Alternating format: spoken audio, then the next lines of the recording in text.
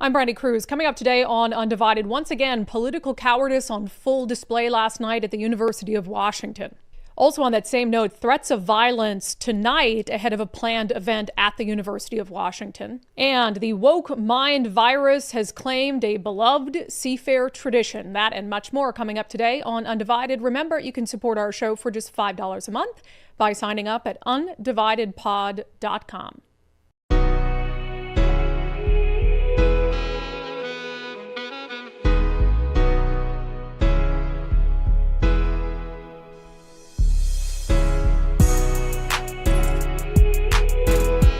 Hello and welcome to Undivided. Thank you for being here. Thank you so much for your commitment to giving common sense a comeback. Hours. It took hours last night for police to be sent in to arrest left-wing violent extremists who once again took over a space on the campus of the University of Washington. And I'm watching this unfold last night and look, we're used to the left-wing crazies here. We're used to protests and violence and riots over whatever the topic of the day is that's angering the little basement dwellers who come out and dress like ninjas. I mean, this has been happening in Washington state for years. But I guess there's a small part of me that would have hoped the University of Washington has learned its lesson after everything that's happened on campus there that has been blatantly anti-Semitic, starting with the takeover of the Quad and everything that's happened since then, especially during a period of time when the Trump administration is making threats to withhold funding, is saying it's going to and is acting to take away student visas for individuals who participate in that sort of conduct. So there was, just to set this up for you, and we'll get to some of the video that happened last night if you're not familiar with it. So some Hamas supporters, which are basically some students, some not students, but they were part of a group at the UW called Super UW. It was like a campus group that has since been disbanded. The university has banned it because of their anti-Semitic conduct and other things that they've done on campus. But they made plans to take over the UW engineering building and they published a manifesto online and to demand that the university sever ties with Boeing. They said in their manifesto, the University of Washington is a direct partner in the genocide of the Palestinian people through its allegiance to its partnership with Boeing, whatever. So this starts pretty early in the evening. And at the time, and this was all over social media. I mean, there were social media influencers on the conservative side of things who got there really quickly because, again, they posted a manifesto online. They said, this is what we're going to do. We're going to take over the engineering building. They did. They were setting up, makeshift barricades outside to keep people out. And I'm watching, and I would say an hour or two into this ordeal, you start to see the first inclination that police are allowed to give a damn about what's happening there. And what I saw unfold was an utter embarrassment. Here it is.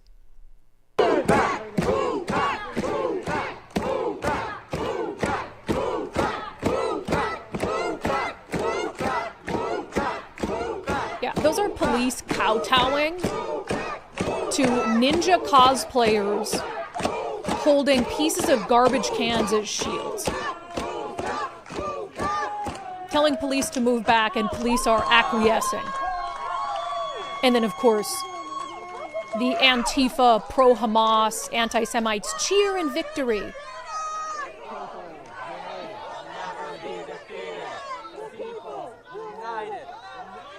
And when I say cowardice, by the way, as I'm watching this, my blood boiling last night.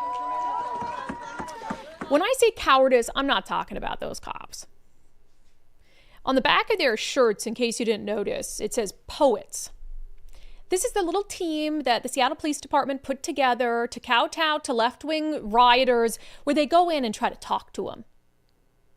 Oh, we're going to talk these people down, which has never worked, by the way. Never worked. Because they're not reasonable human beings, as we'll discuss in a moment, some of the things that were being said. They're not reasonable human beings.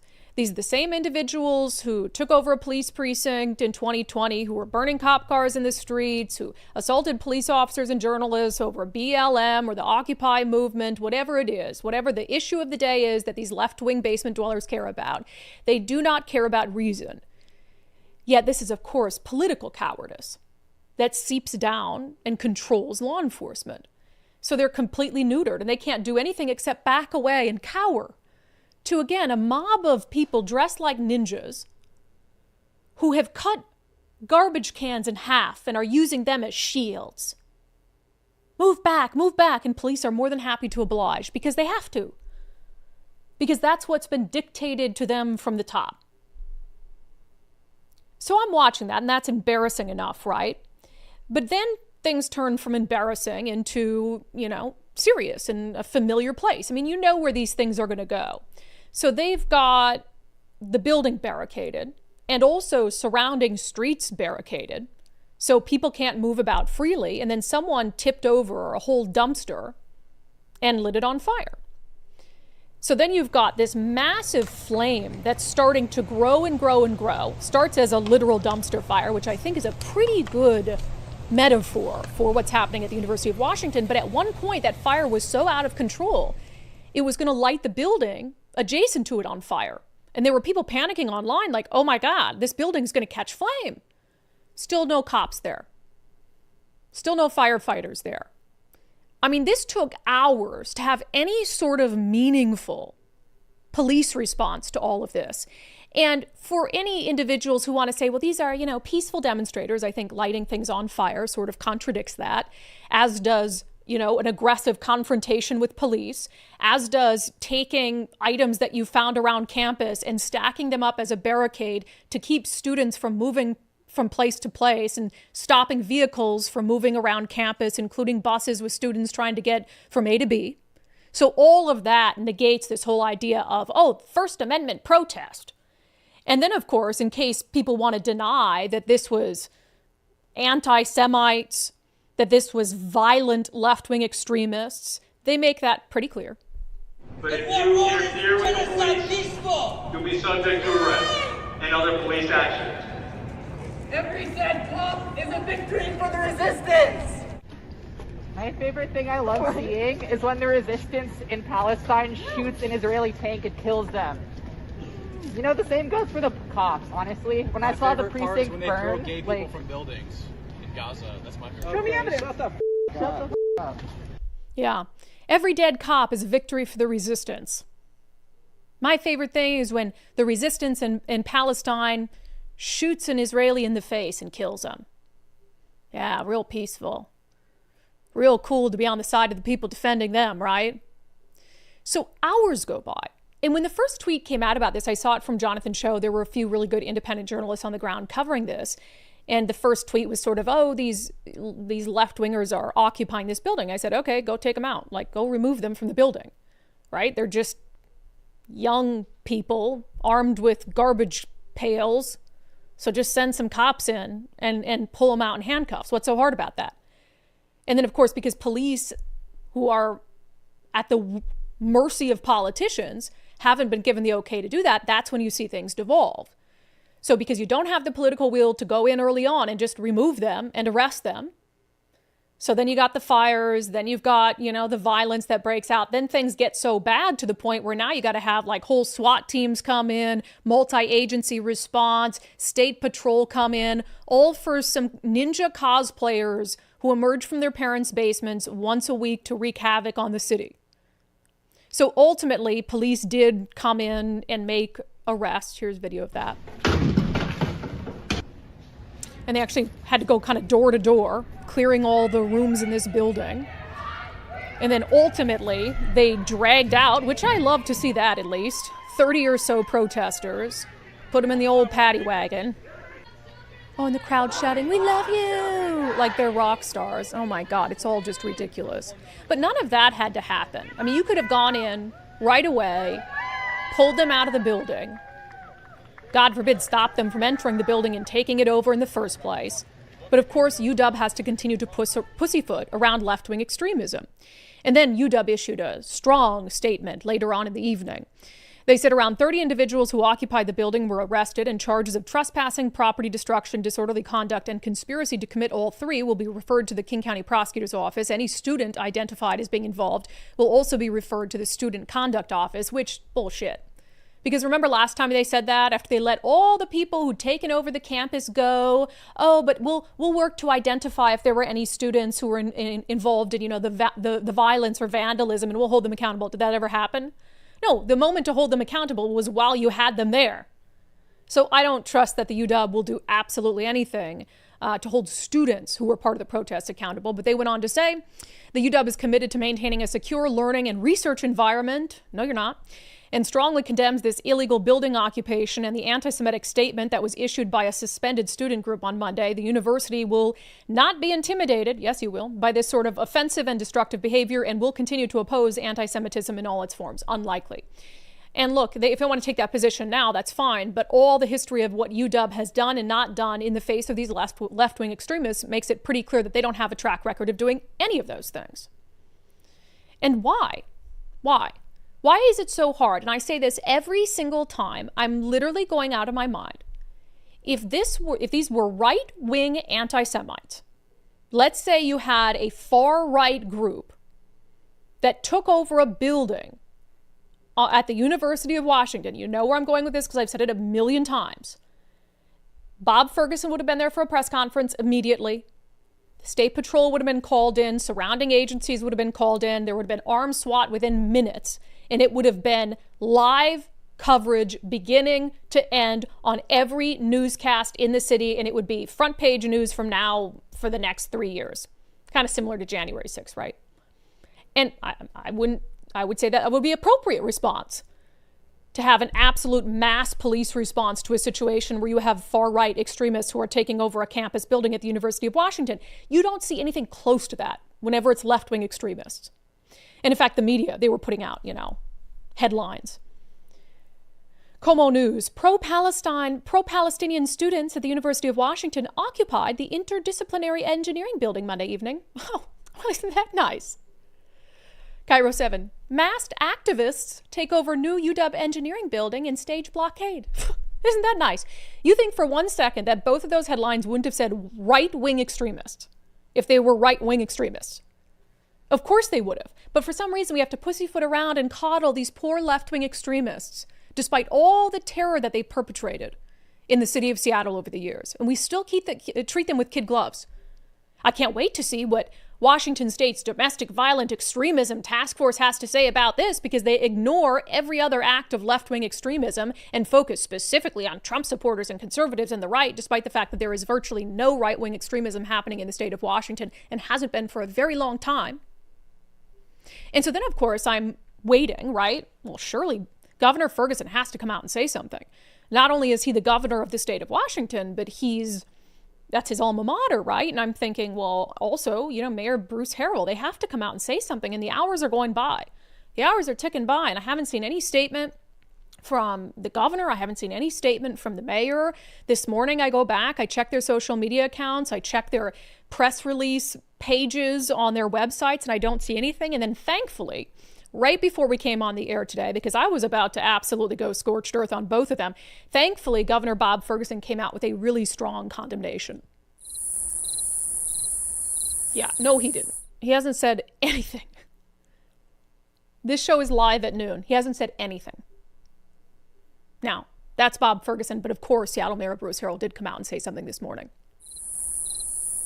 Oh, that's right. No, he didn't.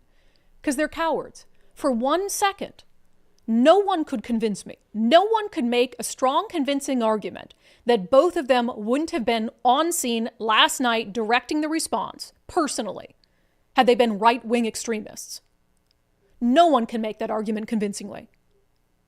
So that happens last night. Thankfully, 30 of them are arrested. I really hope, by the way, that the federal government, the names of all 30 arrested are public.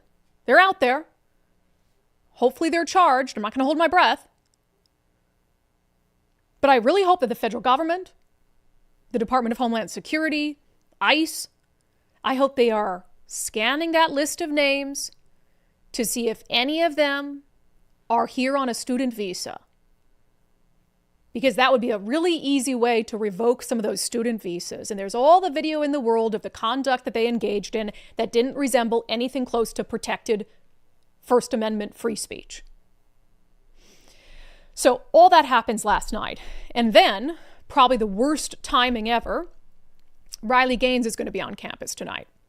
So Riley Gaines, of course, the former collegiate swimmer who has become an outspoken advocate for protecting girls' sports, has helped lead to legislation and executive orders at the national level. So she's going to be on campus tonight giving a speech. And here is what the left-wing extremists are posting online as we speak. Pictures of guns saying, protect the dolls, protect the boys, protect trans youth by any means necessary, which is just an outright threat of violence against Riley Gaines. No transphobia at UW. Fight Trump's agenda. Rally to kick Riley Gaines off campus. Defend trans rights. Tonight at 5:30 p.m. So now we have a situation where they are out and out threatening violence. By any means necessary. Here's a picture of a gun. So I know, I don't know Riley Gaines personally per se. I've got a chance to meet her before, but I know that she's not going to back down. We all already know that in previous events where female athletes have spoke at the University of Washington about protecting girls' sports, they have been met with violence and hostility. One of them, Olivia, is going to be there with Riley Gaines tonight. You'll recall the incident that happened when she spoke, when they came in the building, broke out a window, surrounded the building. People had to be let out by security. So if that happened just for Olivia, imagine what's going to happen tonight with Riley Gaines. So Riley Gaines is on this tour. And Nicole, do we have video from Portland from last night? No, that's right. So Riley Gaines was in Portland last night. And there was a bunch of protesters who showed up to go unhinged about Riley Gaines being there. So we already kind of know what's going to happen at UW tonight just based on what happened last night in Oregon. So I asked you guys in our daily subscriber show poll, we'll get to it coming up towards the end of the show because I want to give you some time to respond given everything that I just talked about. Should UW cancel it? Should UW cancel the Riley Gaines event just out of an abundance of caution and safety concerns for the UW community? And one of the things I'll say, I mean, I have a strong opinion about that. I don't want to give my answer before you guys give yours in our subscriber poll. But we've already proven that UW's not willing to protect individuals against left-wing extremists. They're not willing to do it. Going in and effecting arrests after 6 hours isn't protecting people. You could have made it, it could have been done so much easier early on. Had you been prepared for it, had you responded swiftly, and had those cops not backed down, been made to, cower and back down to the left-wing extremists. I didn't even see guns in their hands. I'm sure they had guns on their waistbands. Like, you're met with an angry mob that is known for being violent against police, that's out there shouting about every death of a police officer is a win for the resistance. And you're going up there, no body, armor, and gear. Oh, will you please stop? Will you please stop? Oh my God. I mean, those officers have to be beside themselves, being made to do this and cower in this way by politicians and by the University of Washington. It's truly shameful. It's truly shameful. So I don't know for sure what the answer is. I mean, I'm very concerned about this evening. I think that's fair to say. I will be on campus this evening as well, covering the events.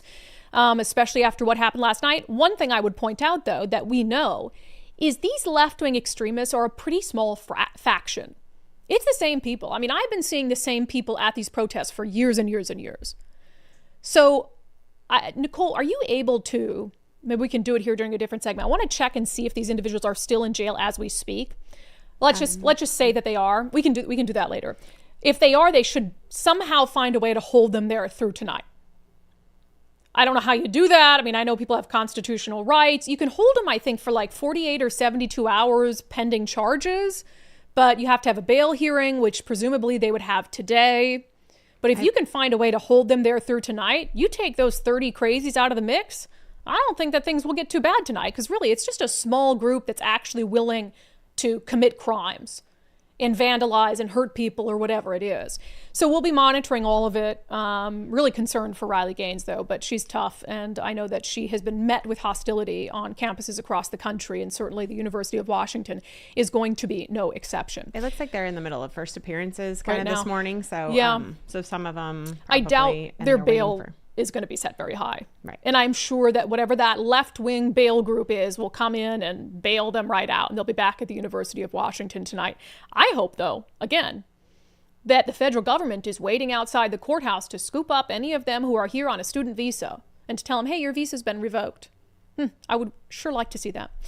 All right, coming up next, I want to go back to Olympia quick. Even though the legislative session is over, there are still some bills that are hanging in the balance, but we now know how Bob Ferguson feels about at least one of them. That's coming up. First, take the First Mark Challenge. This is an opportunity to see if you or your family can save some money on the insurance that you need. You can't get rid of it, so you want to make sure you have the right insurance that's going to cover you in the event that the unthinkable happens, not something that you want to cheap out on, but you also want to make sure that you're not paying any more than you need to pay. So First Mark Insurance can help you with that. They are going to start by doing a full review of your current insurance, talking to you about your insurance needs, making sure they know about any changes coming up in your life, etc. And then they're going to go out, they're going to shop their market of carriers, and they're going to come back to you with their recommendations. It could be, hey, stay with your current insurance, or it could be, we can save you a lot more money by going to these other carriers. And the real good news is you never pay First Mark anything for their services. We got another, just our latest response from Daryl, a retired law enforcement officer in Washington State. Said, my wife and I are traveling the U.S. in our fifth wheel full time. We still own a house. My mom's in Washington. I listen to you every day and finally took the First Mark Challenge. Our current insurance expires in a couple months. In the last 2 years, it's gone up every year, a lot. I called First Mark and got a call back from Joe, who took time to not only explain my options, but went back and found a better and more tailored quote for what we needed on the trailer. In the end, they saved us over $400 from our current insurance, which I am sure would have gone up even more at the renewal date. I told them where I heard about them, and now my daughter is calling them for her home and auto. Thank you guys for the advice. You're welcome, Daryl. And you guys travel safe out there while you're out and about around the country. That sounds like a very, very fun thing. So firstmarkinsurance.com, firstmarkinsurance.com. The very best part is they work for you. Okay, so we're sitting here hand-wringing all session. I even promised, if you'll recall, I promised to go to church. I promised I'd go to one church service if Bob Ferguson vetoed rent control. So here I am all session long thinking, this guy promised on the campaign trail that he was going to build hundreds of thousands of additional units during his first term of affordable housing and of workforce housing. So certainly he can't support rent control because that would totally cut him off at the knees and he wouldn't be able to accomplish this massive campaign promise that he made. Only to find out that all along, the whole session debate over it, Governor Ferguson has behind the scenes supported rent control. He just didn't want to say it publicly. That's according to the Washington State Standard. The headline behind the scenes, Ferguson backed the bill to cap rent increases for months. The governor finally voiced support publicly for the legislation on Wednesday after a lawmaker shared information about his views. So basically what happened, and this is really interesting, there's a lot of back and forth we can talk about here because there's some political undercurrents that are important to know. So there's a state lawmaker named Yasmin Trudeau, and she's a progressive, like far left wing, and she wants to run for governor. I know she does.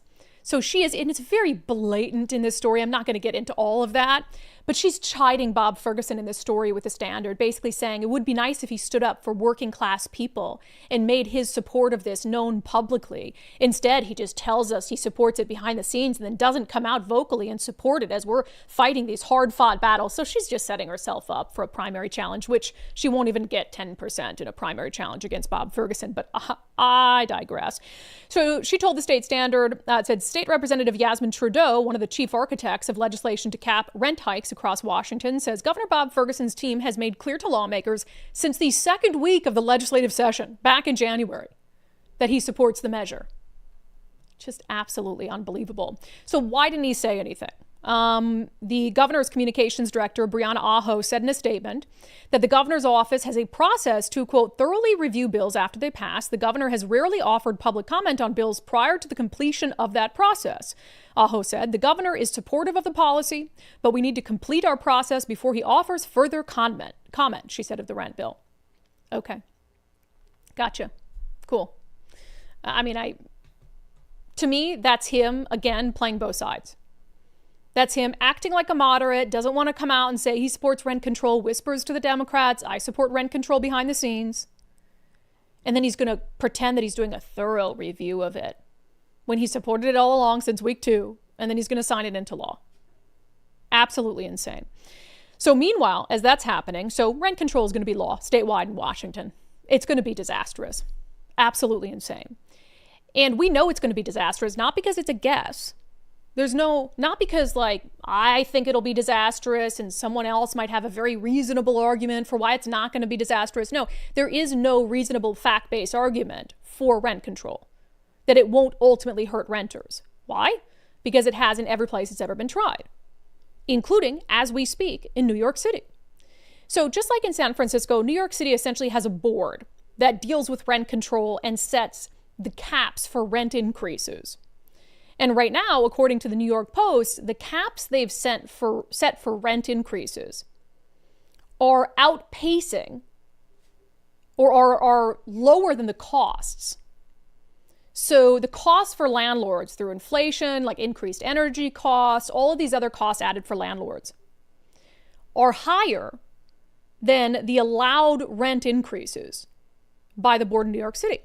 So the New York Post, this is the headline, "Stiffing landlords is killing New York City's housing market." The Rent Guidelines Board last week took yet another step toward crushing the city's housing market by capping rent hikes below landlord costs. So what they're looking to cap it at for this year is about 1.75% to 4.75% for a one-year lease and 4.75% to 7.75% for two-year renewals. So actually that 7.75% number is pretty similar to what Washington State is about to put into place. So they give an example here by the numbers. Again, nobody's making this up. This is just by the numbers. It's just a fact. From 2013 to 2023, costs for pre-1974 buildings outside the Manhattan core, which is where most rent-stabilized units are located, skyrocketed to 37%. Yet the board only let rents go up less than 25%. So explain to me how anyone is supposed to be a landlord in New York City. Explain to me why anyone would want to be a landlord in New York City. If your costs go up 37% and over that period of time, you're only allowed to raise rents 25%. So are we just supposed to say landlords should be resigned to losing money, to owning these units as like a charitable cause? So of course, what happens, as the New York Post points out, landlords who can't keep up with costs wind up having to sell to more unsavory characters or skimping on maintenance, and tenants suffer either way, or owners will simply go bust, losing their buildings to banks or to the city for failing to pay taxes as they did during the 1970s and 1980s. So the end result is fewer affordable units, not controlled rent, not predictability for tenants. And a few people might benefit early on, but over the long haul, in the long run, it is going to wreak havoc on housing in Washington State even further, just like it has everywhere else. So the idea that we would come up with the same policy that other places have already put into effect that hasn't worked, and for some reason it would work here, is just asinine. It's done to appease a segment of the Democratic base and to say, oh, we're fighting for you, when really the policy kind of fights against them. And, you know, if you wanted to go in there and cap rents at like 20%, or this is the example they always use, right? Democrats will use an example. I talked to a constituent and their rent went up 50% in 1 year. Is that happening? Gosh, maybe. I mean, that kind of sucks. Like, I'm not even in favor of that. That's kind of a shitty thing to do. But is that happening across the board? No. Did they probably made it up, first of all. I'm going to guess they made it up. But did they find the one worst case, one-off situation? And then they use that as an excuse to cap rent increases at 7%. Okay, you're saying predatory is like, 30, 40, 50% increases in a single year, but you want to cap it at 7%, which their costs are some years going to exceed that. So they use these extreme examples, but then they set rent caps at a very low rate that are going to hurt a bunch of landlords, not just landlords in those most extreme cases that, again, I think they probably made up. So I don't know what Bob Ferguson is thinking. You cannot be a moderate. You cannot be a responsible. You can't even be very smart, which I know he's a smart guy. I don't think that's in dispute. There's nothing smart about rent control. There's nothing smart about promising people you're going to build hundreds of thousands of additional units of housing and then signing off on a policy that's going to make that impossible. So for such a smart guy, this is a very dumb thing to do. And I'm also thoroughly annoyed that you made me hope and wish and think there might be a chance that you'd veto rent control when you were telling the Democrats behind the scenes all along that you were going to pass it. Absolutely ridiculous. Our weekly housing segment is brought to you by our friends at the Rental Housing Association, we are proud to fight alongside, trying to defeat some of these asinine policies like rent control. If you are a small to mid-sized landlord in Washington state, become a member of RHA today, rhawa.org, rhawa.org. They are fighting back, trying to protect you from these crazy, crazy policies. All right, in this next segment, and we'll just go right to Unbelievable if that's all right, Nicole. I thought about Dory when I saw this. So we got this sort of tip, and I was like, oh my God. Dory loved, our late friend Dory Monson, loved Seattle traditions. And when a Seattle tradition was under attack, he was the guy who was going to cover it better than anyone else. And if he were alive today, I could just see him starting off his show with this story as the big lead, and he'd play his little sounder that said, I sense a Dory rant coming on. Right? Am I right? I am right. We don't have that sounder, but we do have our segment, Unbelievable.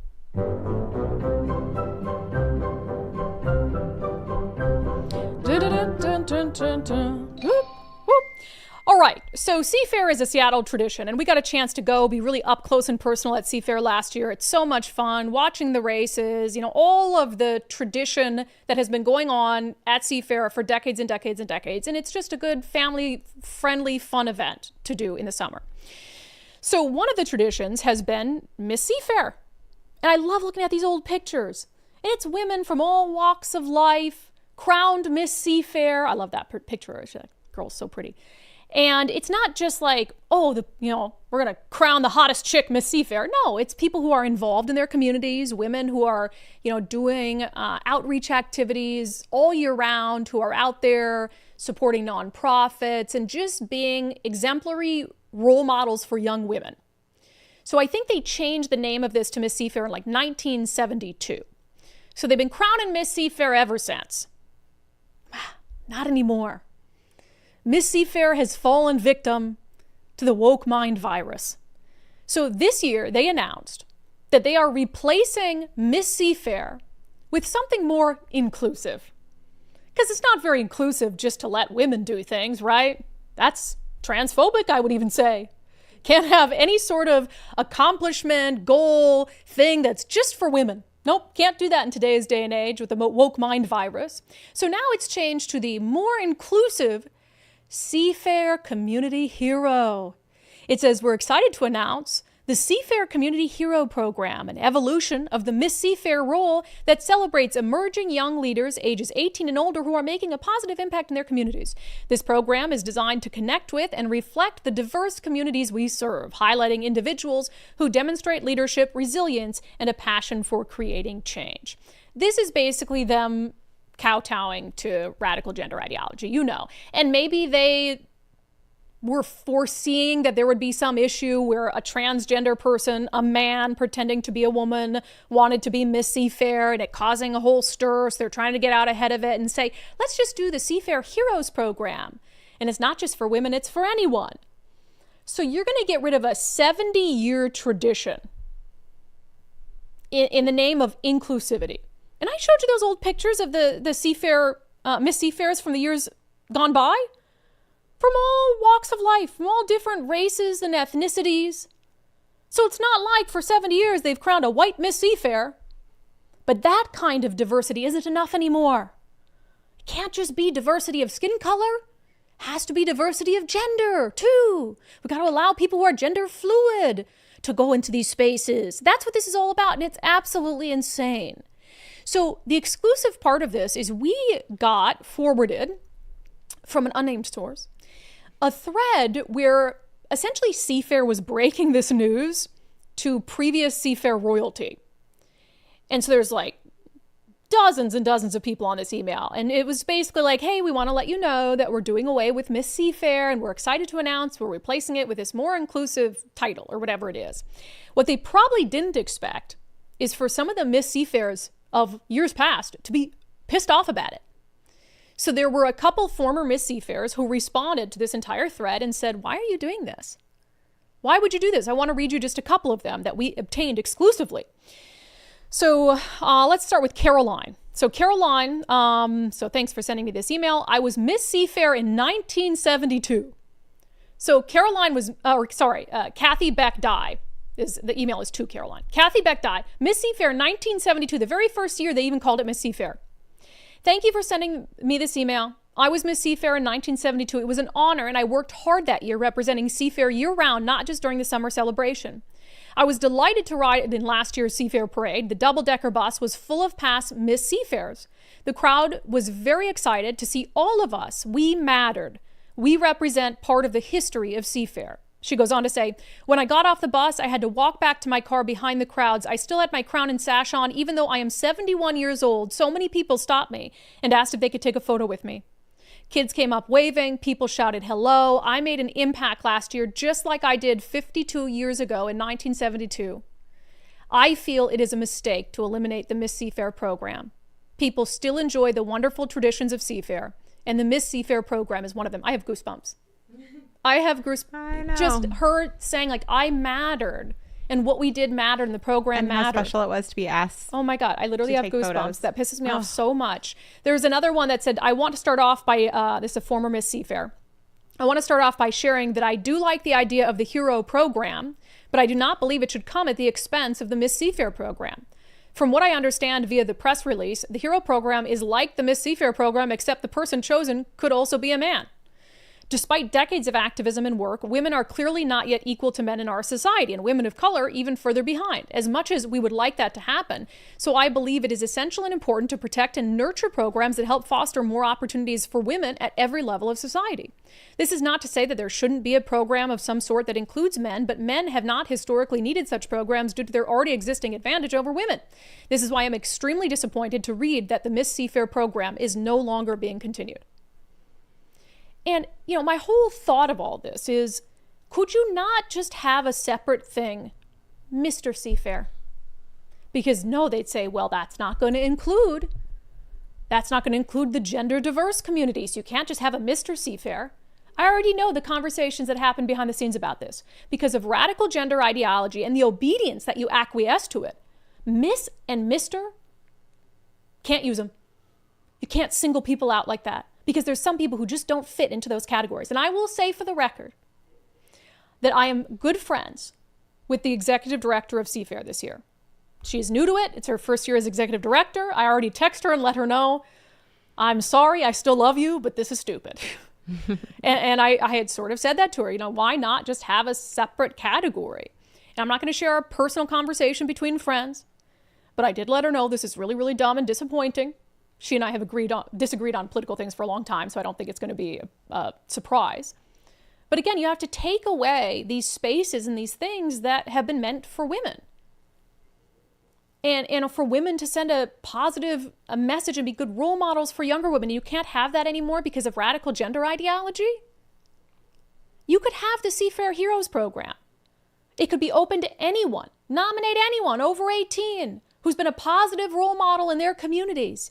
And they could be celebrated at SeaFair as the SeaFair hero, and then you can still have Miss SeaFair and celebrate this wonderful tradition that's been going on in the city for years.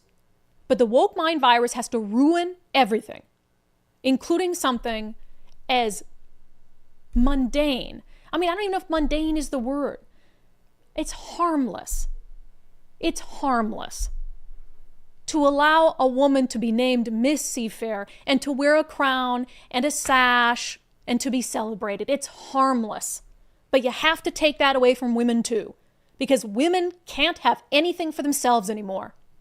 I will never be attending SeaFair again. Mark my words. I will never be attending SeaFair again. Not that they care, but we had a good time last year. We got to go out on a boat and participate in SeaFair. And I would love to do that again, but I'm never going to attend SeaFair again. Unless they reinstitute Miss SeaFair.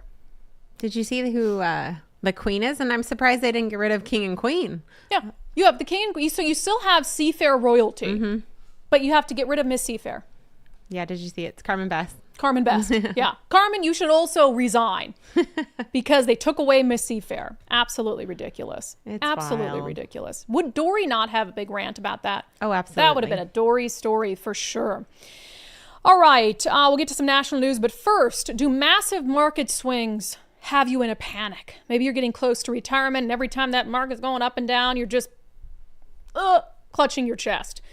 Well, do you even know how tariffs are impacting your retirement portfolio? Have you checked? Have you asked your money manager how your retirement portfolio is managed against risk? If you haven't done any of those things, you don't know the answer to any of those things, we have a great webinar for you to attend coming up on May the 22nd with our friend Zach Abraham of Bulwark Capital. It is going to be their Tariff Edition live webinar. So they're going to talk about how the market is reacting to recent tariffs, how those tariffs could impact your retirement portfolios. They'll do a longer term outlook for 2025, and they'll do a full reveal of how Bulwark is always looking for opportunities to lower risk, lower cost, give your retirement as much upside as possible. So sign up for Zach's free webinar Tariff Edition, Thursday, May 22nd, but you can sign up right now for free at knowyourriskradio.com. That's knowyourriskradio.com. Okay, some national news I want to get to. Donald Trump, he ruined Cinco de Mayo. He ruined Cinco de Mayo. Everything. Ruins everything. Because Mexicans didn't want to celebrate Cinco de Mayo, according to CNN, because they were worried if they celebrated Cinco de Mayo in public, ICE might be there, and ICE might decide to deport them. Here's CNN. Today is May 5th, and that means Cinco de Mayo, Wolf, a holiday that celebrates Mexico's victory over France. But some, in the Battle of Puebla, I should say, but some communities have canceled or scaled back cultural events because of President Trump's crackdown on illegal immigration and the fear among many Latinos that they could be arrested. Where does CNN get this stuff? They just manufacture it. They just manufacture it as if ICE is staking out the all those Mexican restaurants we listed on the show yesterday. ICE is like, Brandi's secretly giving us a location to stake out. So if anybody shows up with brown skin, we're going to ask them for their documentation. And if they can't provide it, deported. Cinco de Porto. I heard from a few people that the Mexican restaurants were not very crowded yesterday. Must have been why. Like maybe CNN didn't make it up. Maybe it's true. I just, they really go through these leaps in their minds where ICE has that much time to just stake out places where Mexicans might be celebrating Cinco de Mayo and then look at skin color and say, you, come here. It's just so crazy. All right. So speaking of the immigration issue, we didn't talk about this yesterday and I wanted to, so we're going to talk about it today. So the White House is talking about paying illegal aliens $1,000 plus the cost of flights to self-deport. Basically, instead of us hunting you down, tracking you down, arresting you at a Cinco de Mayo celebration, we'll give you $1,000 and you just self-deport. Here is a clip from Fox News. Fox News can report exclusively that DHS will announce today that they're going to start paying for the commercial flights of illegal aliens who self-deport from the U.S. And on top of that, they're going to pay them an additional $1,000 stipend once they're confirmed to have left the country. Now, DHS says doing this is going to be significantly cheaper for the American taxpayer. They tell us that right now it costs on average about $17,000 to arrest, detain, and deport someone. They say paying for self-deportations and the stipend will only cost about $4,500 per person. That's about 70% cheaper. Aliens are going to have to register to self-deport on the new CBP Home app to access that DHS financial assistance, as well as announce their intent to leave the country. DHS Secretary Kristi Noem tells Fox in part, quote, "If you are here illegally, self-deportation is the best, safest, and most cost-effective way to leave the United States to avoid arrest." In the meantime, here in the sanctuary city of Los Angeles, ICE confirms to Fox News that 3 suspects arrested in connection with the home invasion murder of a man in the Woodland Hills neighborhood last Sunday are all in the U.S. illegally. Yeah, I love it. I think that's a great idea. Because if it's going to cost $17,000 to house them, to feed them in the correctional facility, and then deport them from the country, why would you not just pay for their flight and give them $1,000? Now, the hesitancy would be, okay, what if somebody comes across today or last week and they're just trying to get $1,000? I don't know if anybody would do that because that seems like a lot of effort for $1,000, and then you have a deportation on your record and it would hurt your ability to come back to the United States legally in the future. I mean, I wouldn't put it past people. So I don't know that it'll be abused that much, or if they're going to put some safeguards in place to make sure that people don't abuse it in that way. But this is a no-brainer. I saw some conservatives freaking out over this, like, this is a waste of money. No, it's not. No, it's not. If it's costing $17,000, this is like a super deal. And if that's all it'll take to get them out of the country, $1,000, pay them. 100%. Or You say, hey, we'll send it by a money order as soon as you get back to your country and prove that you've left. Never send it. Oh, good stuff. I think that it still stands that if they self-deport, then they can apply to come back too. Like, yeah. Go ahead. And I don't know if they've said that they can, but if you do self-deport, I mean, as long as you haven't come in illegally a bunch of times and been deported already, I think they should allow those people. Let's say you've never been deported from the U.S. before, but you're here illegally. You self-deport, identify yourself, self-deport, get $1,000 or whatever it is. Maybe after 10 years, you let them try to apply for legal citizenship. So maybe some sort of, forgive them in a certain way or give them hope of something else would add to because $1,000, whatever. But if you're adding on to that you could be considered for permanent citizenship in the future, so there's more of an incentive there. So I really like that. I don't see anything quite controversial about that. All right, I have our daily subscriber show poll about should UW cancel the Riley Gaines appearance. We'll get to that in a moment. First, I have talked for years about my success on the Eastside Weight Loss Clinic program. I'm at the lowest weight I've been at in years.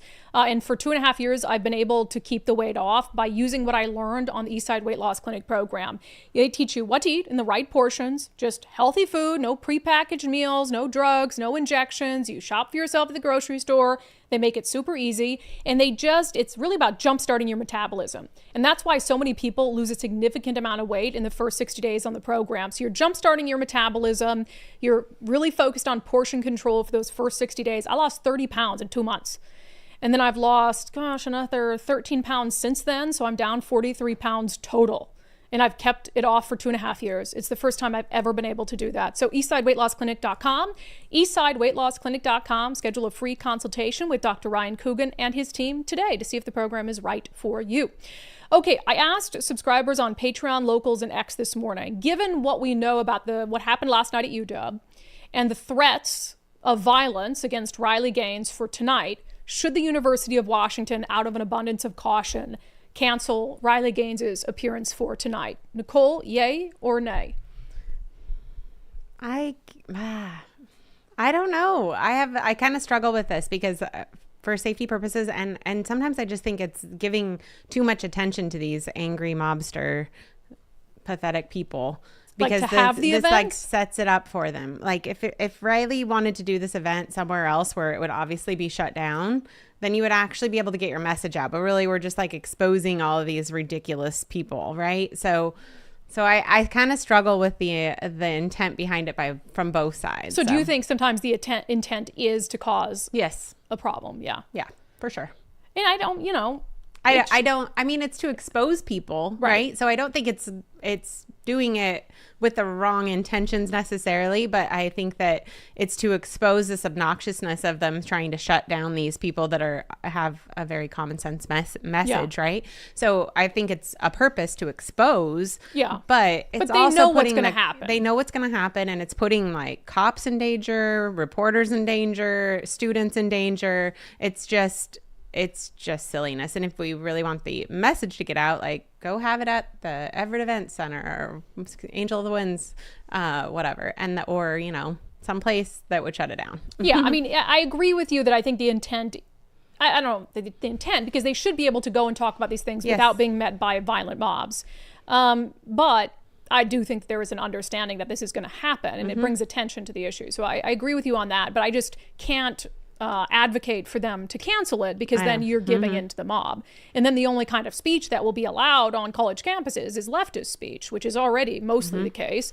So most of you are on that same side that no, they can't cancel it. Julie, you can't give in to the terrorists. How about we just don't allow them to be terrorists? Oh no, it's Washington. They're mostly peaceful protesters. Yeah.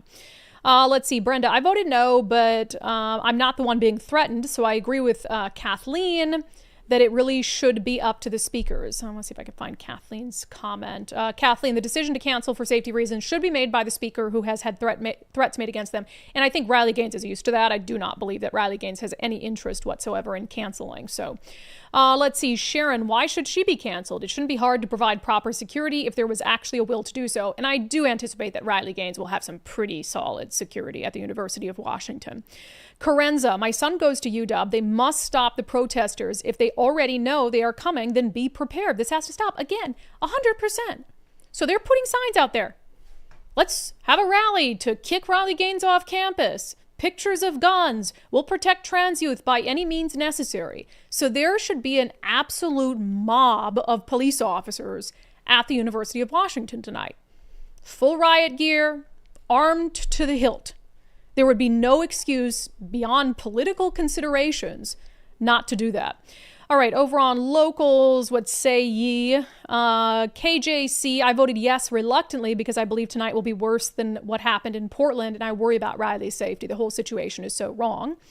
Chris, I'm okay with peaceful protests as long as they don't impact anyone else. Any violence or threat of violence should be dealt with arrest and expulsion.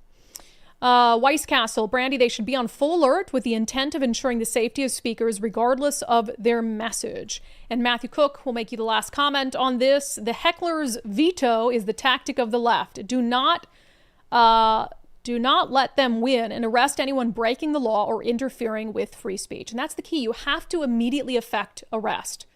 I've seen them do it before.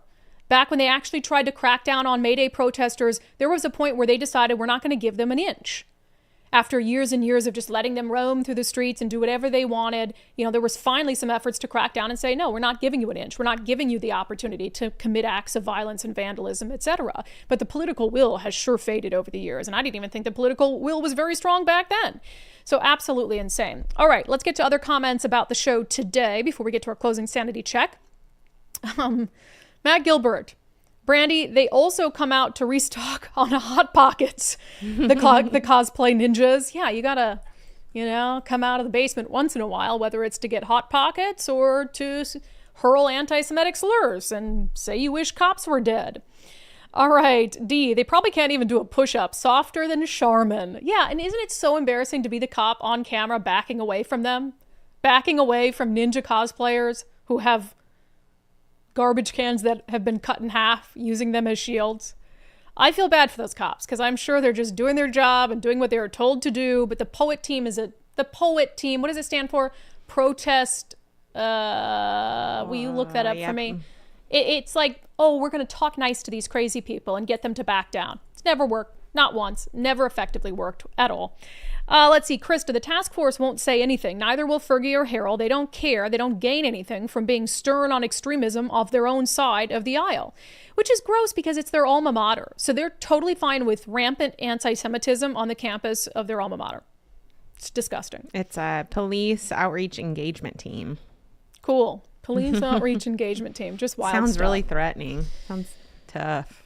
Yeah, Charles, out with no bail needed in time for the next event, probably. Yeah, probably. On rent control, Sean Bell, it's not rent control, Brandi. Fees fess up to the actual definition of the phrase and the difference in this case. I don't know what you're referring to. It is rent control, so I don't know what the difference would be. They want to call it rent stabilization, where they're stabilizing rents by controlling rents. So I don't use the captured language of the left. Mm-hmm. Kathy, Friends made rent control look good. Oh, did they talk about rent control on Friends? Well, that's why Monica could have such a large apartment because she took over the lease from her grandma or whatever. Oh, and her grandma's was like rent controlled. Right. So it never, it hadn't increased in like 30 years or whatever. But at the same time, it shows how people abuse the system and. Oh, right.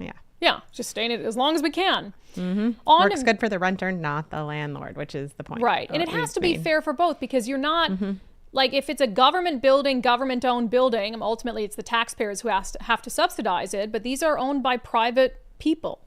So how can you force, to me it's an unlawful taking of private property for public uses. I don't know how it's legal. I don't know how it's constitutional to basically say you have to use your property in the way that we see fit. It's unreal. Let's see. Alan. So what happens if you cap rent at 7% and then against the landlord, then nail them with a 3% property tax increase? See how that works? Yeah, that's one of the things that's increasing for landlords is you're capping the rent at 7%. And then you're also increasing property taxes. You go in there, you make all these requirements that they can only rent to these people or they can't check criminal backgrounds or whatever it is. Then they get a deadbeat tenant who won't pay them rent for 2 years like the guy in Bellevue. And then you just screw them over and they end up selling the unit entirely. All right, let's see. On the Miss SeaFair situation, Dory and Nicole would have had on the former Miss SeaFair and I would have probably gotten choked up. Are you saying we can't have on the former Miss SeaFair? I think we were trying. Captain Cranky Pants, have these wokesters found anything or anyone they don't hate? Good question. Yeah, you just, as long as you have to have some sort of gender diversity. So that's number one. You have to be a raging socialist. So that's number two. And then you can't disagree with them on absolutely anything. So as long as you fit in that little box, they'll welcome you just fine. And then you either have to be a barista. No offense against baristas. You either have to be a barista or have no job and live in your parents' basement. And then they'll be best friends with you for sure. All right, before we get to our closing sanity check, our friend Wes Jones has been talking to us about the state of the real estate market, and it was certainly slow for a long period of time, but it's picking back up. However, we're still not in the place where you can just throw any old house on the market, do absolutely nothing to it, and get a gazillion dollars for it. You do have to put some effort into it. You need to make sure it's priced correctly when it hits the market, and then you also have to make sure that, yeah, there might have to be some cosmetic upgrades that you need to do to get the best possible offers on the table, and Wes can help you with those things. That's what he specializes in. So if you're thinking, I got a little bit of a fixer-upper here, but I'm looking to move and I just don't have the time or energy or money to deal with it, well, Wes is your guy, because he's going to come in with his team, Listing Boost Concierge Service. They can help you make the cosmetic upgrades that you're going to get the money back on. I mean, that's the key, right? You don't just make upgrades for the sake of making upgrades. These are things that you're going to get that money back plus some when the home goes to sell. So he's going to take that off your plate. And then also you can pay for those things at closing. So you don't even have to front the money up. You have the money up front, which is a really nice feature as well. So sellwithwes.com, sellwithwes.com. It simply is a better way to sell your home. All right, with that, let's get to our closing sanity check. What, Nicole? Oh, I was just going to mention something. Ari just posted that 5 of the rioters from last night have been released. 5 of the rioters so far have been released. Gotcha. Is that all he said? He says prosecutors and police didn't object to the release of 4 of them. Had hearing. Yeah, he's exposing a lot of them. So I recommend following Ari. Yeah, Ari is great on this stuff because he's been following all the anti-Semites for a long time. So I'm sure those people will show back up tonight and try to harass Riley Gaines. All right, getting into our closing sanity check. So Gavin Newsom, of course, is trying to fit himself into a mold that will appeal to enough Americans so he can be elected president. He was on BBC and says he's just trying to figure out what went so wrong for Democrats in 2024. We lost the popular vote and we lost the electoral vote. We got crushed. And we need to be humble about that, and we need to have some grace, and we need to understand why. Was it because of the incumbency penalty? Was it because of inflation? Was it because of interest rates? Was it because of immigration? Was it because we were too, quote unquote, woke? Was it because of the issues with Israel? Was it all of the above? I think we are going through that forensic. We need to understand it. At the same time, we also have to push back against the whitewaters and headwinds of the Trump administration. Okay, what is with his hands? Why does he do this? What is this hand gesture? He's very animated. So if he was standing, he'd be doing that. Yes. Wobble thing he does. Long list of things there. Every single one of them could have contributed and probably did contribute to the massive defeat from Democrats. But who is really trying to figure it out? He's sitting here like this master we. We're doing the forensic. We're trying to get to the bottom of it. Are they though? I mean, we just gave an example at the top of the show today about left-wing extremism that our governor and the mayor of Seattle, the top 2 elected Democrats in our state, will not comment on.